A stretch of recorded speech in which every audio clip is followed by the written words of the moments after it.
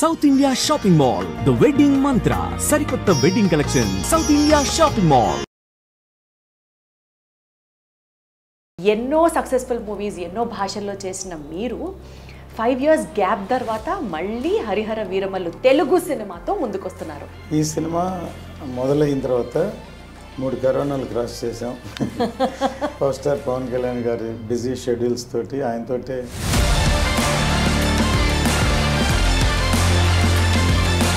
సత్యాగ్రహి నుంచి మళ్ళీ హరిహర వీరమల్లు వరకు కళ్యాణ్ గారితోనే నేను సినిమా చేస్తున్నాను అన్న మీ పట్టుదలని నిజం చేసుకోవడానికి 5 years జర్నీ ఒక ఎగ్జాంపుల్ అన్నారు.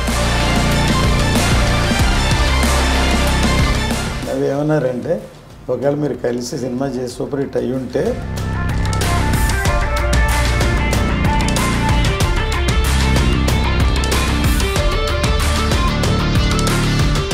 ఈ సినిమాలో పవన్ కళ్యాణ్ గారి కనెక్షన్ ఎంతవరకు మీరు అబ్జర్వ్ చేశారు? 100 మందిలో ఒకళ్ళు ఇరుక్కుంటే మనం బాలచంద్రుడు లేకపోతే అభిమన్యుడు అలా చూసాం కదా, వీర విహారం చేసినట్లా ఉంది అది యాక్చువల్గా.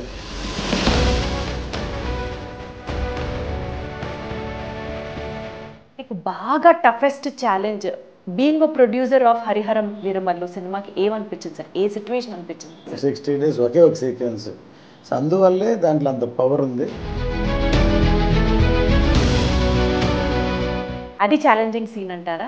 అన్ని కెమెరాలతోటి అన్ని రోజులు షూట్ చేస్తే అది చూసి ఎడిట్ చేయడానికే 3 months పట్టింది. ఒక్క సీన్ ఎడిట్ చేయడానికి 3 నెలలు.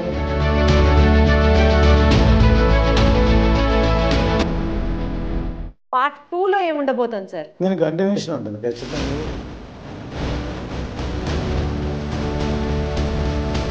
రిస్క్ లాగా అనిపించలేదా సార్? పవన్ కళ్యాణ్ గారి మార్కెట్కి ఇది పెట్టచ్చు ఉండొచ్చు అని మీరు ఒక స్టెప్ ధైర్యంగా వేసారా? మొదటి నుంచి ఒక్కోసారి నాలోనే ఒక వార్ జరుగుతుంది లోపల. బేసిక్లీ నేను ప్రొడ్యూసర్నా టెక్నీషియన్.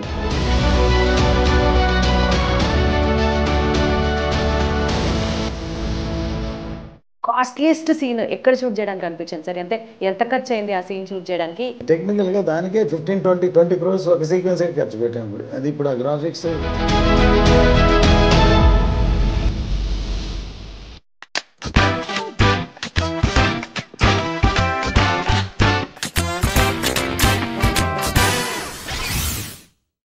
లెజెండరీ ప్రొడ్యూసర్ ఏఎం రత్నం గారు ఈరోజు నా షోలో గెస్ట్గా ఉన్నారు. ఇన్ఫ్యాక్ట్ ఇంటర్వ్యూ చాలా చాలా చాలా స్పెషల్, ఎందుకంటే పవన్ కళ్యాణ్ ఫ్యాన్స్ అందరూ వెయిట్ చేస్తున్నటువంటి cinema Harihara Veeramallu is all ready for release on June 12th. ఈ నేపథ్యంలో ఈ సినిమా గురించి, ఈ సినిమా విశేషాల గురించి ఆయనతో మాట్లాడదాం. ఏ సినిమా తీసినా సరే స్టార్ హీరోస్ అందరితో సూపర్ డూపర్ సక్సెస్ సాధించినటువంటి ఏఎం రత్నం గారిని డైరెక్ట్గా హరిహర వీరమల్లు సినిమా హైలైట్స్ గురించి అడిగి తెలుసుకునే ప్రయత్నం చేద్దాం. రత్నం గారు నమస్తే. నమస్తే. ఎలా ఉన్నారు సార్? బాగుంది సార్, మీ బ్యానర్ నుంచి శ్రీ సూర్య మూవీస్ ఈ బ్యానర్ నుంచి సినిమా వస్తోంది అని అంటే ప్రేక్షకులకి 100% ఒక కాన్ఫిడెన్స్, సినిమా సూపర్ హిట్ ఉండబోతుంది అన్నట్టు. ఎన్నో సక్సెస్ఫుల్ మూవీస్ ఎన్నో భాషల్లో చేసిన మీరు 5 years గ్యాప్ తర్వాత మళ్ళీ హరిహర వీరమల్లు తెలుగు సినిమాతో ముందుకొస్తున్నారు. అసలు ఈ గ్యాప్ వెనకాల ఉన్న రీజన్స్ కానీ, మీ మధ్యలో ఈ ఫేజ్లో అప్ అండ్ డౌన్ కానీ చెప్పండి సార్. అంటే ఈ సినిమా షూటింగ్ మొదలయ్యాక 5 years అయింది. మధ్యలో కూడా అంతకుముందు ఒక 5 years గ్యాప్ ఉండింది. ఆ 5 yearsలో నేను తమిళ సినిమాలు చేశాను. అందులో 3 సినిమాలు అజిత్తో బ్లాక్ బస్టర్ హిట్స్. అవును, చేశాను. తర్వాత మన విజయ్ సేతుపతితో కరుపు అని ఒక సినిమా చేశాను. ప్యారలల్గా తెలుగులో ఆక్సిజన్ అని మా అబ్బాయి డైరెక్షన్లో సినిమా చేశాను. ఒక 5 years అంతకుముందు గ్యాప్ ఉంది. అందువల్ల తెలుగులో బాగా లాంగ్ గ్యాప్ అనిపించింది. కానీ ఈ సినిమా మొదలైన తర్వాత 3 కరోనాలు క్రాస్ చేసాం. ఒక ఎలక్షన్ క్రాస్ చేసాం, ప్లస్ బిగ్ ఫిల్మ్. అంటే ఒకేసారి ఒక షెడ్యూల్లో 2 షెడ్యూల్లో 3 షెడ్యూల్లో చేసే సినిమా కాదు ఇది. ఎందుకంటే ఇది పీరియడ్ ఫిల్మ్, 17th century బ్యాక్డ్రాప్లో చేసే సినిమా. ఎన్నో సెట్స్ ఉంటాయి, అక్కడ నేటివిటీ చేయాలి. చిన్న షార్ట్ తీయాలన్నా ఇప్పుడు ఈజీగా వెళ్ళి రేపే షూటింగ్ చేసేటువంటి సినిమా కాదు. దానికి బ్యాక్గ్రౌండ్స్ ఉంటే స్పాన్ ఉంటుంది, సీజీ వర్క్ ఉంటుంది, గ్రాఫిక్స్ చాలా ఎక్కువ ఉన్నాయి సినిమాలో. గ్రాఫిక్స్ అంటే గ్రాఫిక్స్గా తెలిసేది 1-2 సీక్వెన్స్ ఉన్నా మిగతాది గ్రాండీర్ కోసం, తర్వాత ఆ పీరియడ్కి తీసుకెళ్ళడం కోసం గ్రాఫిక్స్ చేయాల్సి వచ్చింది. అందువల్ల plus power star Pawan Kalyan గారి బిజీ షెడ్యూల్స్ తోటి ఆయనతోటే ట్రావెల్ చేస్తూ ఈ సినిమా తీసాం. ఫైనల్గా ఫినిష్ అయ్యి June 12th థియేటర్కి వస్తున్నాం. బేసికల్గా సార్ మీరొక పర్ఫెక్షనిస్ట్, ఆయన వేరే లెవెల్ పర్ఫెక్షనిస్ట్. దాంతోపాటు ఆయన డెప్యూటీ చీఫ్ మినిస్టర్గా బాధ్యత తీసుకున్నప్పటి నుంచి ఈ సినిమాకి సంబంధించి అంటే కావాలని కొన్ని చేయరు, కానీ డిలే అవుతూ వస్తుంది because of all the busy schedules. అది మీ మీద ఏమైనా ఇంపాక్ట్ ఉందా సార్? అంటే సినిమా ఇంకెప్పుడు రిలీజ్ అవుతుంది? It is a big project. ఇది న్యాచురల్గా డిలే అయ్యే కొంది అందరికీ తెలిసింది ఏంటంటే ఇంట్రెస్ట్లు అవన్నీ ఉంటాయి. కానీ దాంతోపాటు నేను ఎప్పుడు మనీ మైండ్గా సినిమా చేయను. చేస్తే ఆయనకు నాకున్న సాన్నిధ్యంతో ఏదో ఒక రీమేక్ సినిమా చేసేసి త్వరగా అయిపోతుంది, మనం ఇప్పటికి 2-3 సినిమాలు చేయొచ్చు. కానీ చేసే సినిమా మంచి సినిమా చేయాలి ఒకటి. తర్వాత ఆయన చాలా సినిమాలు చేసి ఈ సినిమాతో పాటు ఆయనకి మంచి పేరు రావాలి, నాకు పేరు రావాలి. ఒకసారి ఇప్పుడు మారుతుంది, ట్రెండ్ కూడా మారుతుంది ఇండస్ట్రీలో. సో దానికి తగ్గట్టు స్పాన్ ఉండే సినిమా అయితే పెద్ద సినిమా, పాన్ ఇండియా సబ్జెక్ట్ అని మేము ఓపెనింగ్లోనే అనౌన్స్ చేసాం.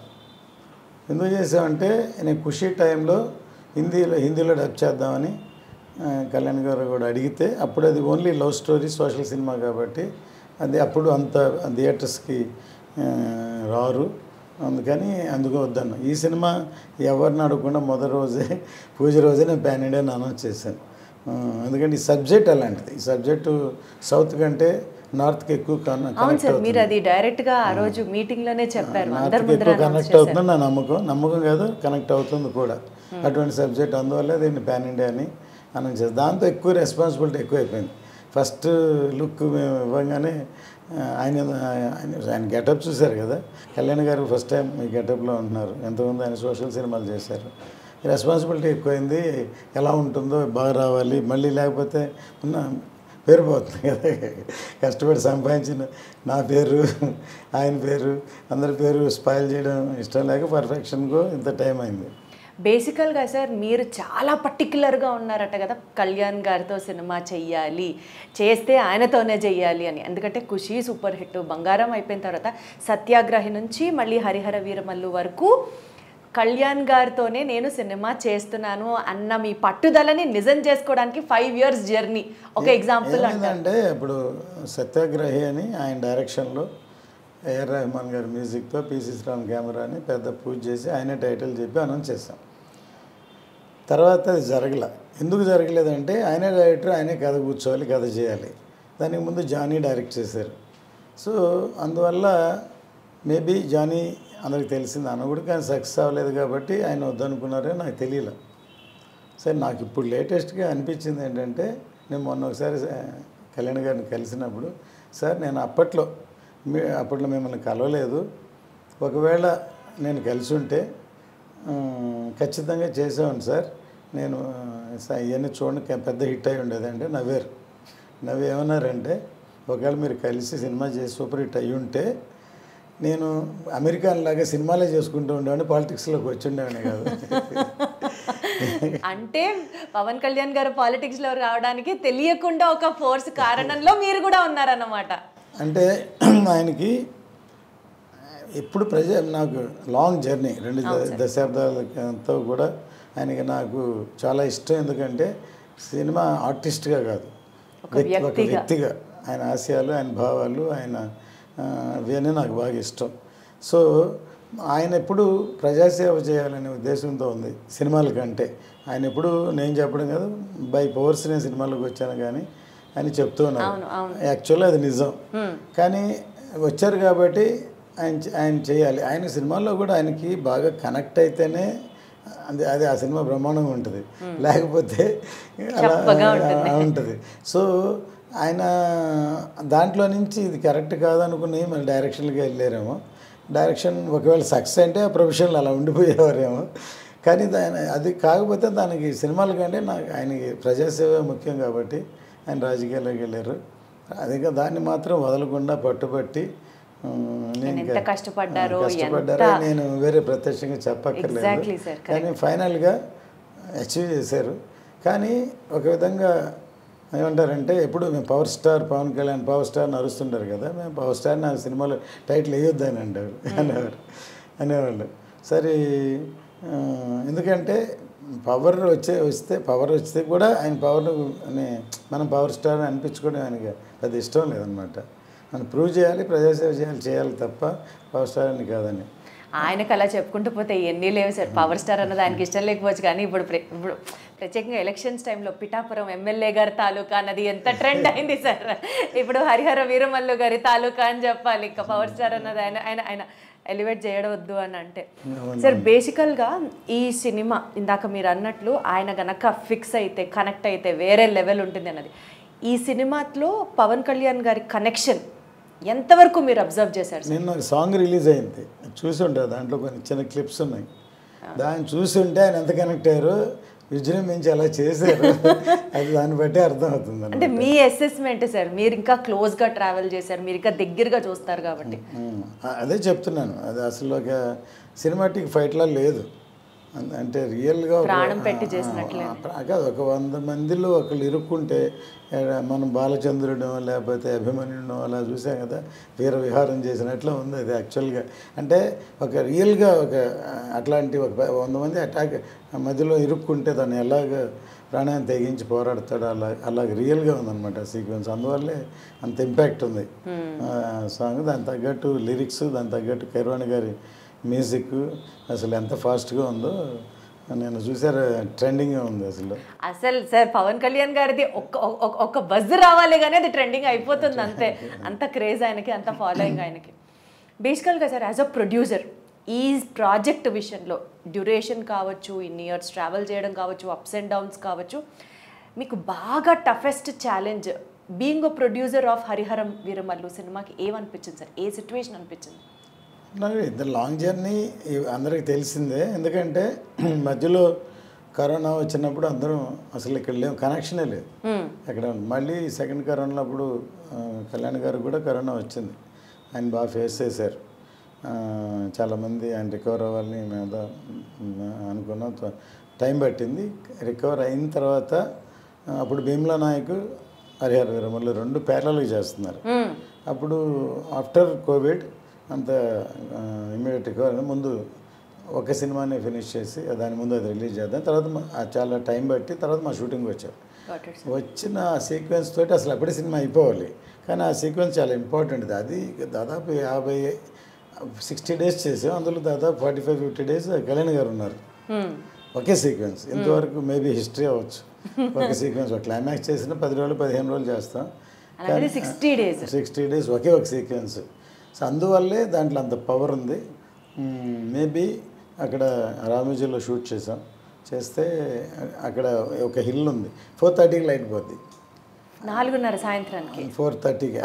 జనరల్గా 4:30 to 6 ఒక సాఫ్ట్ లైట్ ఉంటుంది. అప్పుడు బాగా ఫాస్ట్గా హార్ష్గా ఉన్నప్పుడు అందరూ టైర్ చేయలేరు, ఎక్కువ వర్క్ జరుగుతుంది. అలాగే అన్ని రోజుల్లో డైలీ 1.5 hours 2 hours పోతే అది 50 రోజుల్లో అదో 15 రోజులు 20 రోజులు పోయినట్టే లెక్క. అంతే అంతే. అంటే అటువంటి లొకేషన్ మేము చూస్ చేసాం, అక్కడ ఒక టాప్ హిల్లో ఉండాలని అవుట్డోర్. సో అందువల్ల బాగా టైం పట్టింది. అది ఛాలెంజింగ్ సీన్ అంటారా? ఛాలెంజింగ్ అని కాదు, దాన్ని బాగా కష్టపడి డీటెయిలింగ్గా తీయాల్సిన సీన్ అది. అది అంత కష్టపడినందుకు దాన్ని అన్ని కెమెరాలతోటి అన్ని రోజులు షూట్ చేసిన అది చూసి ఎడిట్ చేయడానికే 3 months పట్టింది. ఒక్క సీన్ ఎడిట్ చేయడానికి 3 నెలలు. అన్ని కెమెరాలు ఉన్నాయి, అన్ని షాట్లు ఉన్నాయి, అంత ఉంది. దాన్ని అన్ని చూడాలి, సెలెక్ట్ చేయాలి, దాన్ని చేస్తేనే ఒక గ్రిప్ రావాలి కదా ఆ సీక్వెన్స్కి. 5 ఏళ్ళు ఎందుకు పట్టిందో ఇప్పుడు అర్థమవుతుంది సార్ మాకు. ఈ సినిమా స్టార్ట్ చేసినప్పుడు సినిమాకి దర్శకత్వం వహించింది క్రిష్ గారు, తర్వాత ఆయన తప్పుకొని మీ అబ్బాయి జ్యోతి గారు డైరెక్షన్ డిపార్ట్మెంట్ ఆయన ఓన్ చేసుకోవడం జరిగింది, ఆయన లీడ్ చేయడం జరిగింది. సరే, ఇది ఎందుకు జరిగింది అన్నది ఫస్ట్ క్వశ్చన్ అయితే, జ్యోతి గారు హ్యాండిల్ చేయడం ఇంత పెద్ద ప్రాజెక్ట్ అన్నది యాజ్ అ ప్రొడ్యూసర్గా ఇది ఒక రిస్కీ ఫేజ్ అని మీకు అనిపించిందా, అనిపించలేదా? లేదండి, ఇదన్నీ ఏమంటారంటే బై నేచర్ ఇది ఫేట్ అనమాట. ఇది మేము తను చెయ్యాలని మా అబ్బాయి అని లేకపోతే అని అనుకోలేదు. ఒక విధంగా తను ఈ కరోనా దాటి క్రిష్ గారు లాంగ్ జర్నీ చేసి వెయిటింగ్ అయ్యండి, ఆయనకి వేరే ప్రాజెక్ట్స్ ఉండి ఎవరికైనా సర్వేలు ఉంటుంది కదా, దాంతో వెళ్ళడం తను ఒక విధంగా కాపాడినట్టే అవుతుంది ప్రాజెక్ట్ని ఒక విధంగా. తప్పుకోవడమా? ఆయన తప్పుకోవడం కాదు, మా జ్యోతి ఎంటర్ అవ్వడం, సూపర్. ఆయన తప్పుకోవడం కాదు, తప్పు అలానో. ఎందుకంటే ఒక విధంగా ఈ ప్రాజెక్టు, ఈ లైన్, ఈ ఇన్స్పిరేషన్ స్టార్ట్ అవ్వడం మెయిన్ క్రిష్ గారే. ఆయన అసలు మేము ఫస్ట్ వేదాళం అనే సినిమాని రీమేక్ చేద్దాం అనుకున్నాం.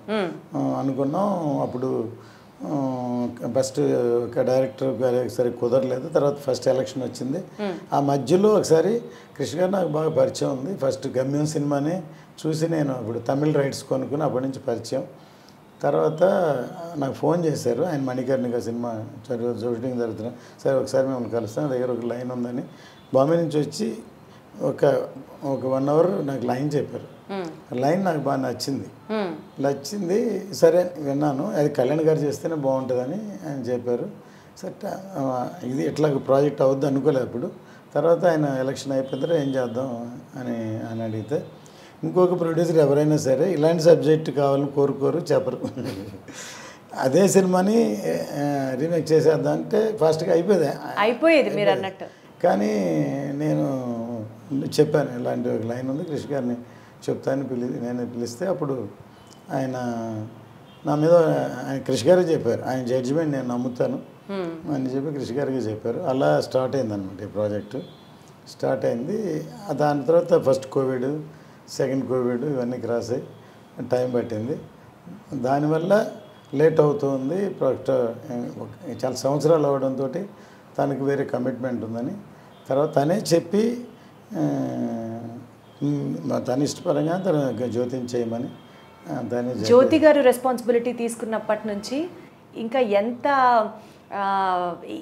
అంటే ఒక డైరెక్టర్ ఒక ప్రాజెక్ట్ని సగం కాలం నడిపించిన తర్వాత ఆ బాధ్యత తీసుకోవడం అనేది ఇంకా ఎక్కువ ప్రెషర్.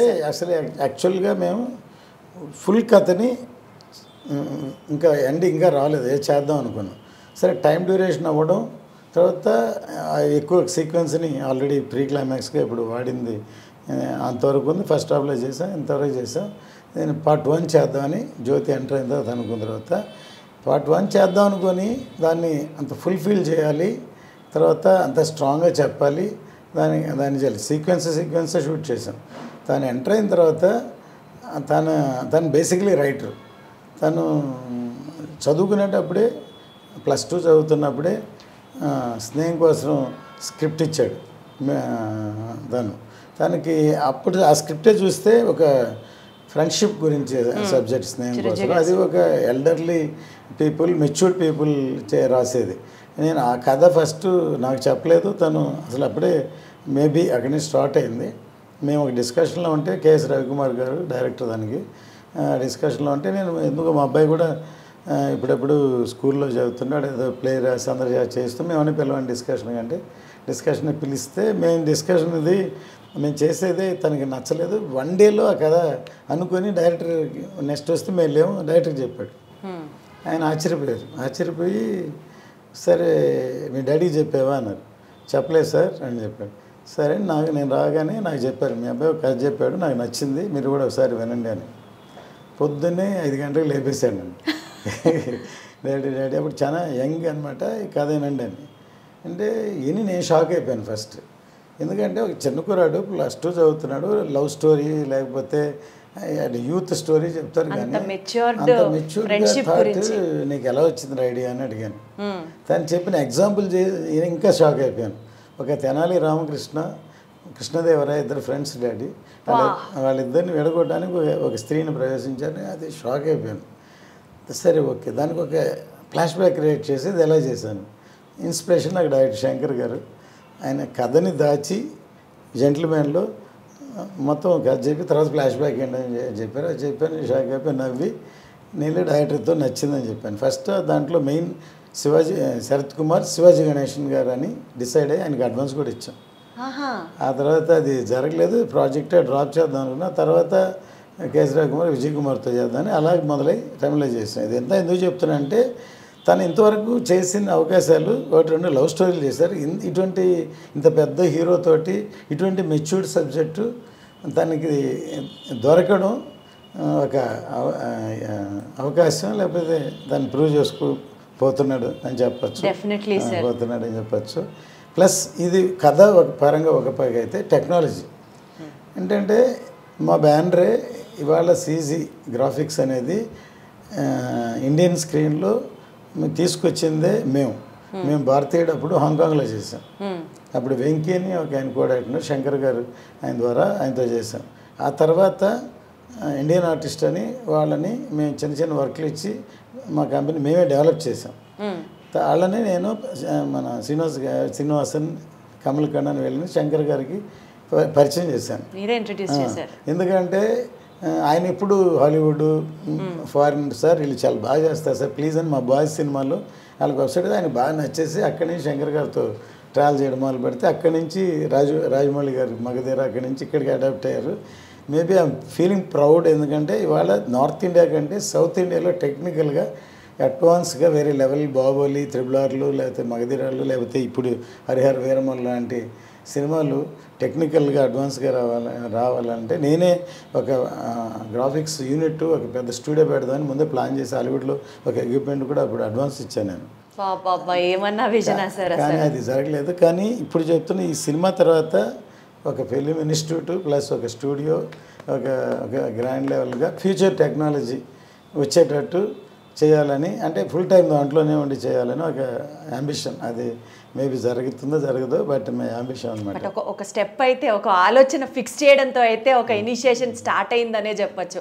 Wonderful sir. సార్ బేసికల్గా ఈ first part sword versus spirit అని చెప్పి స్టార్ట్ చేస్తున్నారు. సో ఇక్కడతో స్టోరీ ఏంటి అన్నది తెలియకపోయినా బట్ స్టిల్ ఎంత ఇగ్నైటెడ్గా ఉంటుందో మాకు అర్థమవుతుంది. పార్ట్ 2లో ఏముండబోతుంది సార్? దీని కంటిన్యూషన్ ఉంటుంది ఖచ్చితంగా. ఇది ఎందుకంటే ఇది అబ్రప్ట్గా అన్ఫినిషింగ్గానే అవుతుంది. ఏం జరుగుతుందని క్యూరియాసిటీ. బాహుబలిలో కట్టప్ప ఎందుకు చంపాడు అలాంటిది ఒక ఇంట్రెస్టింగ్ ట్విస్ట్ ఇందులో కూడా ఉంటుంది అనమాట. అందుకని సెకండ్ పార్ట్లో ఏమవుతుంది అనేది ఉంటుంది అని డెఫినెట్ క్యూరియాసిటీ ఉంటుంది. ఇప్పుడు ఈ స్వర్డ్ వర్సెస్ స్పిరిట్ అనే క్యాప్షన్ మా జ్యోతే చేశాడు. అంటే ఇప్పుడు ఎంటర్ అయిన తర్వాత ఇది ముందు మామూలుగా ఒక కథలాగా అనుకున్నాం, తర్వాత దానికి వేరే ట్రీట్మెంటు, వేరే ట్రావెలింగ్, వేరే ఇవన్నీ, తర్వాత అసలు ఈ కథ ఇతివృత్తం ఏంటి అనేది బిగినింగ్ ఇన్ బిట్వీన్ కథను కూడా మళ్ళీ ఇప్పుడు అప్సెట్స్ అప్పుడు తీసాం. దాన్ని అన్నీ తనే చేశాడు. ఇప్పుడు రేపు పొద్దున సినిమా అయిన తర్వాత కృషి గారు చూపిస్తాం. ఆయన కూడా ఆయన అనుకున్న కథకి దీనికి ఎంత తేడా ఉందనుకుంటారు. మారిందా సార్? అంటే మధ్యలో డైరెక్టర్ మారిన తర్వాత స్టోరీ లైన్ కూడా మారిందంటారా? లైన్ అదే దానికి వెళ్ళే ట్రావెలింగ్ ట్రీట్మెంట్ చెప్పే విధానం అన్ని మారిపోయింది. డెఫినెట్లీ ఒక్కొక్కరికి డిఫరెన్స్ ఉంటుంది కాబట్టి. సార్ బేసికలీ ఇది చాలా హై బడ్జెట్ ఫిల్మ్ అన్నది అర్థమవుతుంది. పాన్ ఇండియా సినిమా అంటే తెలుస్తుంది. రిస్క్ లాగా అనిపించలేదా సార్? పవన్ కళ్యాణ్ గారి మార్కెట్కి ఇది పెట్టచ్చు ఉండొచ్చు అని మీరు ఒక స్టెప్ ధైర్యంగా వేసారా? ఆ ఫీలింగ్ ఉండిందా? అప్పుడు కాదు ఎప్పుడూ ఉంటుందండి. ఎందుకంటే ఇప్పుడు రెండు విధాలు సినిమా తీయడం నేను ఎప్పుడు చెప్తాను. ఒకటి ఒక హీరోని మార్కెటింగ్ ఉన్న ఎనీ హీరో, నేను తమిళ్లో తీసాను, తెలుగులో తీసాను, హిందీలో కూడా తీసాను. వాళ్ళకి ఏం మార్కెట్ ఉందో, ఎంత బడ్జెట్, ఎంత సేలబిలిటీ ఉందో దాని ప్రకారం సినిమా తీయడం అదొక అసెస్మెంట్. ఇంకోటి స్క్రిప్ట్ ఏం డిమాండ్ చేస్తుందో అంతవరకు మ్యాక్సిమం ఎక్స్టెండ్ చేస్తాం. అప్పుడు ఏమవుతుందంటే అంత రేంజ్కి అమ్మలేం. అంటే మనం చేసాం కానీ ప్రీవియస్ ఎవరైనా సరే ప్రీవియస్ బిజినెస్ ఎంత, ఆ హీరోతో ఎంత అయింది, దానికంటే ఒక 10% ఎక్కువ కొనడానికి మేబీ కాంబినేషన్, లేకపోతే ఈ బ్యానర్లు బాగా తీస్తా లేకపోతే అని అనుకుంటారు. కానీ మనం దాన్ని మించి ఖర్చు పెడితే అది నిలబెట్టి దాన్ని ఇప్పుడు దాకా అది బాగుంటుందని మన రేపొద్దున ట్రైలర్స్ ఇవన్నీ ఆ కలరంతా వచ్చే నమ్మకం క్రియేట్ చేశాక బిజినెస్ చేయాలి. నేను ఫస్ట్ టైం సౌత్ ఇండియాలో, అంతకుముందు అవుట్రేట్ ఆర్ డిస్ట్రిబ్యూషన్ ఈ రెండే ఉండేవి మన తమిళ్లో కానీ తెలుగు కానీ. సౌత్ ఇండియాలో డిస్ట్రిబ్యూషన్ కానీ అవుట్రేట్ కానీ. ఫస్ట్ ఎంజీ అని తీసుకొచ్చింది సౌత్ ఇండియాలో. నేను హిందీ సినిమా చూస్తే ఎందుకు ఎంజీ తీసుకొచ్చా అంటే మనం బాగా ఖర్చు పెట్టి సినిమా తీస్తాం, అంత రేంజ్కి అమ్మలేము. కానీ సినిమా రిలీజ్ అయ్యాక హిట్ అయ్యాక వాళ్ళ బయర్కి వాళ్ళ డబ్బులు వాళ్ళకి వచ్చాక కమిషన్ వర్కౌట్ అయ్యాక వచ్చాక 50-50 అని ఎంజే తీసుకొచ్చాను. ఆ తర్వాత మన తెలుగులో ఇంకొక అడ్వాన్స్గా నేను చేయలేదు, ఎన్ఆర్ఐ వరకు వెళ్ళింది. ఎందుకంటే నాన్ రికవరబుల్ అడ్వాన్స్ కింద ఆ డిస్ట్రిబ్యూషన్కు ఇంకొక పరిమాణం. డిస్ట్రిబ్యూషన్ అంటే రిస్క్ ప్రొడ్యూసర్స్ ఫేస్ చేయాలి, ఎన్ఆర్ అయితే ఫేస్ చేయరు, సక్సెస్ అయితే ఓన్లీ కమిషన్ అని, నాన్ రికవరబుల్ అడ్వాన్స్. కానీ అది ఎందుకంటే వాల్యూమ్ పెరిగిపోయింది బాగా, లక్షల్లో ఉంది, కోట్లకి వెళ్ళి 100 కోట్లకి వెళ్ళిపోయింది. సో అలాగే 20% కమిషన్ వస్తేనే that is it self recovery అయిపోయినట్టే లెక్క. రికవర్ అయిన తర్వాత ప్రాఫిట్ వచ్చేసినట్టే. అందుకని ఎన్ఆర్ఐ తెలుగు, మళ్ళీ తమిళ్లో కూడా ఎన్ఆర్ఐ లేదు, ఓన్లీ తెలుగులో ఉంది. సో ఎందుకంటే నేను బడ్జెట్ హై బడ్జెట్లో మొదటి నుంచి ఒక్కోసారి నాలోనే ఒక వార్ జరుగుతుంది లోపల. బేసిక్లీ నేను ప్రొడ్యూసర్నా టెక్నీషియన్, ఫైనల్గా టెక్నీషియన్ని ప్రొడ్యూసర్ని డామినేట్ చేస్తున్నాను. ఎందుకంటే ఒక సీక్వెన్స్ చేస్తున్నా, దీనికి ఇంత బడ్జెట్ ఎంతైనా ఉంటుంది, ఎంతైనా బట్టి ఇంతే అనుకొని చేయాలి. కానీ బాగా రావాలని దాన్ని మించి ఇంకొంచెం పెడితే బాగుండు అని అనిపిస్తుంది, కొంచెం పెడుతుంది, బాగా రావాలి. ఇప్పుడే ప్రస్తుతం ఇక్కడ కానీ తమిళనాడులో మా బావమరిది ఉన్నారు, రఘురామన్, తన ప్రొడక్షన్ చూస్తాడు. ఇక్కడే మా బ్రదర్ దయాకరన్ తను చూస్తాడు. వాళ్ళేమో మనకేం పని లేదు, ఎందుకని నువ్వు అట్లా పెంచుకుంటూ పోతే లాస్ట్కి ఎక్కడికి వెళ్తా అని అంటూనే ఉంటారు.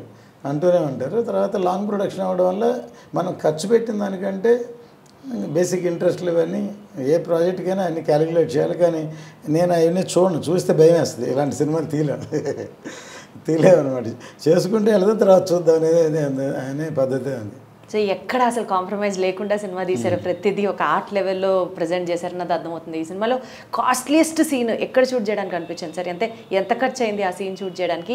ఏది కాస్ట్లీయెస్ట్ సీన్? ఇప్పుడు ఇవన్నీ అయిపోయిన తర్వాత ఇప్పుడు ఆల్మోస్ట్ క్లైమాక్సే మీరు తీసింది. కానీ మేము జ్యోతి ఎంటర్ అయిన తర్వాత ఇంకో కొసమెరుపులాగా ఇంకోటి పెడదాం అనుకున్నారు. అది టెక్నికల్గా అడ్వాన్స్గా ఉంటుంది. సరే అది లేకపోయినా సినిమా అయిపోయింది. యాక్చువల్గా సినిమా అది లేకపోయినా సూపర్ హిట్ అవుతుంది.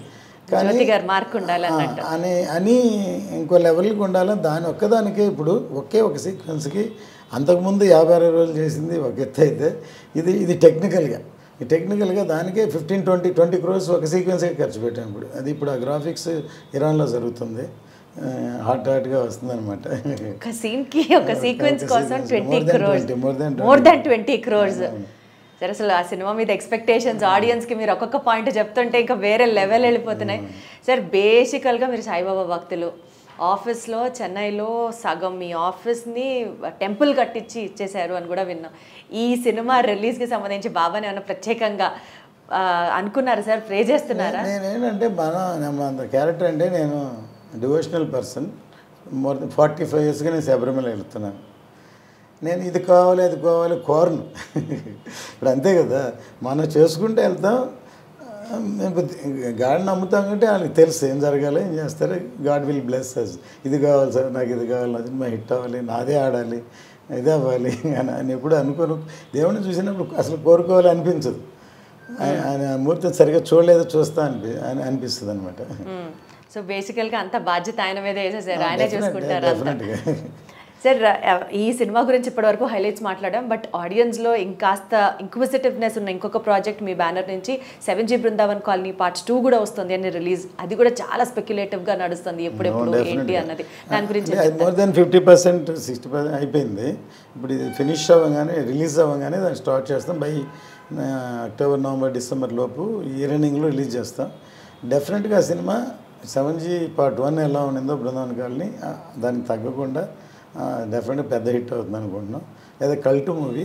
ఇప్పటికీ నేను చేసిన సినిమాల్లో చాలా సినిమాలు ఈ మధ్యన ట్రావెల్ చేస్తుంటే one of the Brindavan colony, భారతీయుడు మెసేజ్ ఓరియంటెడ్ ఫిలిం. తర్వాత నేను డైరెక్ట్ చేసిన పెద్దరికం. చాలామంది అప్పట్లో ఉన్న జనరేషన్ వాళ్ళు మెచ్యూర్డ్ పీపుల్ సార్, ఒక ఫ్యామిలీ ఏం చెప్పారు సార్, ఏం చేయలేదు సార్, ముసలాయన యాక్ట్ చేశాడు సార్ అని భానుమతి గారు చేశారు అని అడుగుతుంటారు. సో అట్లాంటి తర్వాత ఎంటర్టైన్మెంట్ అయినా ఖుషి, భారతీయుడు, కొన్ని ల్యాండ్ మార్క్స్. ఒకటేంటి అన్ని హిట్లే, కానీ బృందావన్ కాలనీలో సాంగ్స్ కూడా hit. Songs and dialogues, songs అన్నీ నేనే రాశాను. అదే సార్, ఇందాక మీరు అన్నారు జ్యోతి గారు మంచి రైటర్ అని. ఎక్కడి నుంచి వచ్చిందంటే ఆబ్వియస్లీ అది మీ దగ్గర నుంచే వచ్చి ఉంటుంది. మీలో ఉన్న ఆ లిరిసిస్ట్ స్కిల్స్ అన్నీ కూడా. నా నెక్స్ట్ క్వశ్చన్ అడగబోతున్నాను మిమ్మల్ని, ఈ సినిమాలో కూడా హరిహర వీరమలలో ఏమైనా పాటలు రాశారా? ఇంతవరకు రాయలేదు, ఇంకా లాస్ట్ మిక్స్ అయ్యేందుకు బ్యాక్గ్రౌండ్లో ఉంది, మేబీ రాస్తానని తెలియదు. కానీ ఇంతవరకు అంటే రాస్తారనమాట, తెలియదు. ఇదన్నమాట. Wonderful sir, super. Looking forward ఈ సినిమా రిలీజ్ కోసం. పవన్ కళ్యాణ్ గారి ఫ్యాన్స్ అందరూ వీరాభిమానులందరూ ఆయనని ఎలా చూపించారా ఈ సినిమాలో, ఏముండబోతుందా అన్న ఒక ఎంతూసియాజంతో, ఒక ఎక్సైట్మెంట్తో వీఆర్ ఆల్ లుకింగ్ ఫార్వర్డ్. ఈ సినిమా సూపర్ సక్సెస్ అవ్వాలని మనస్ఫూర్తిగా కోరుకుంటున్నాం సార్. బిజినెస్ ఇప్పటివరకు ఎట్లా జరిగింది సార్? బిజినెస్ ఇక్కడి నుంచే స్టార్ట్ చేస్తాం. ఇప్పటి నుంచే స్టార్ట్ చేయాలనుకుంటున్నారా? ఎందుకంటే డెఫినెట్గా ఇది అభిమానులకి ఒక పండగలా ఉంటుంది అనుకుంటున్నాను నేను. రిలీజ్ రోజు థియేటర్స్ దగ్గర పండగ వాతావరణం డెఫినెట్గా ఉంటుంది. అట్లా ఏదైనా కొంచెం లీక్ చేయండి సార్ పవన్ కళ్యాణ్ గారిని, హైలైట్స్ ఆయన్ని చూపించిన విధానంలో ఫ్యాన్స్కి కొంచెం. పిక్చర్ స్టార్ట్ అయిన దగ్గర నుంచి ఒక ఒక 2-3 సీక్వెన్స్ వాళ్ళకి 2-3 చోట్ల డెఫినెట్ క్లాప్స్ కొడతారు. ఆయన ఇంట్రడక్షన్ కానీ ఒక చైల్డ్ ఎపిసోడ్కి కానీ అన్నిటికీ క్లాప్స్ కొడతారు. తర్వాత ఈవెన్ ప్రీ క్లైమాక్స్ కానీ అవన్నీ అన్నిటికీ డెఫినెట్గా వాళ్ళకి ఒక ఆనందాన్ని కలిగించే లెవెల్లో సినిమా ఉంటుంది డెఫినెట్గా. All the very best sir, more power to you. Cinema block buster అయిపోయింది అని ఎక్స్పెక్ట్ చేస్తున్నామేమో, అదే ఎక్స్పెక్టేషన్లో ఉన్నాం. And wish you all the very best sir. Thank you so much. అంటే కష్టే ఫలి అంటారు కదా, మనం ఎంత కష్టపడితే అంత ఫలితం ఉంటుంది. సో అది ఈ సినిమా విషయంలో అది గ్యారంటీగా ఫలిస్తుంది అనుకుంటున్నాను. తథాస్తు జరగాలని కోరుకుంటూ thank you so much sir. నమస్తే. Thank you.